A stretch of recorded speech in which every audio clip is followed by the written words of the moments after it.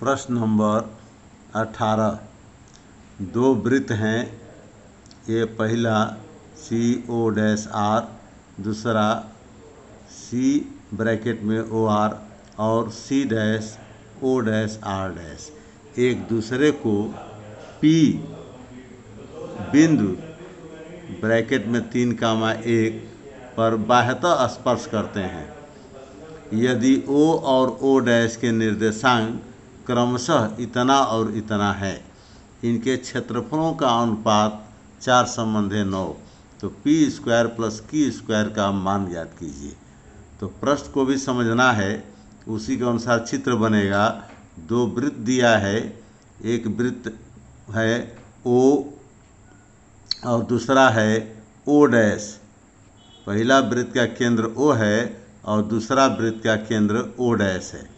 ये होगा OR त्रिज्या, ये भी त्रिज्या है, और OR' भी त्रिज्या है, और ये भी त्रिज्या है।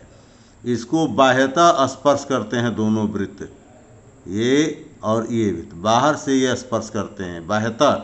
इसके पहले हम लोग पढ़ चुके हैं कि अंतः करते हैं तो सूत्र में माइनस होता है, और बाह्यतः कहते हैं तो सूत्र में प्लस होता है, और अनुपात में विभाजित होता है। तो ये अनुपात को m और n मानते हैं, और उसको x बराबर mx1 + mx2 अभी आगे बताएंगे।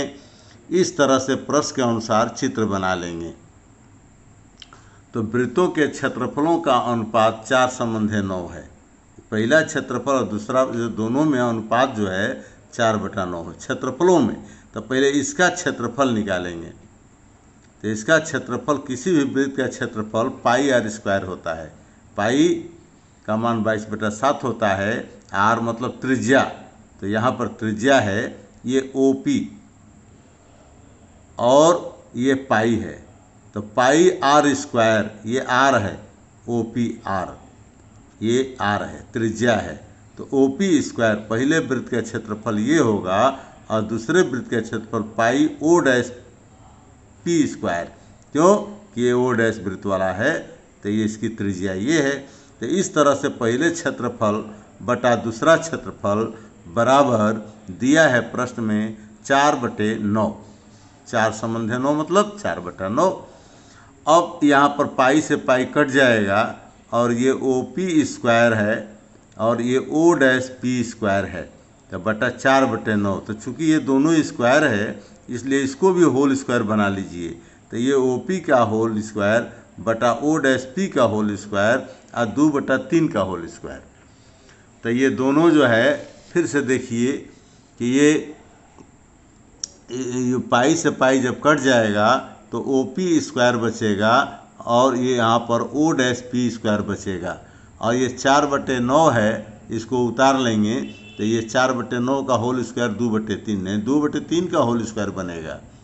तो इस तरह से यहाँ होल स्क्वायर बनाए, यहाँ होल स्क्वायर बनाए, तो होल स्क्वायर से होल स्क्वायर कट जाएगा। ये होल स्क्वायर ऊपर नीचे भी इकट्ठे बना सकते हैं, अलग अलग भी बनाएंगे, तो ये होल स्क्वायर से ये दोनों होल स्क्वायर कट जाएगा, क्योंकि ये दोनों का होल स्क्वायर है। अब इसलिए OP बटा O'P बचेगा यहाँ से, और यहाँ से 2/3 बचेगा। अब OP संबंधे O'P, अभी दोनों में अनुपात जो है 2:3 हो गया।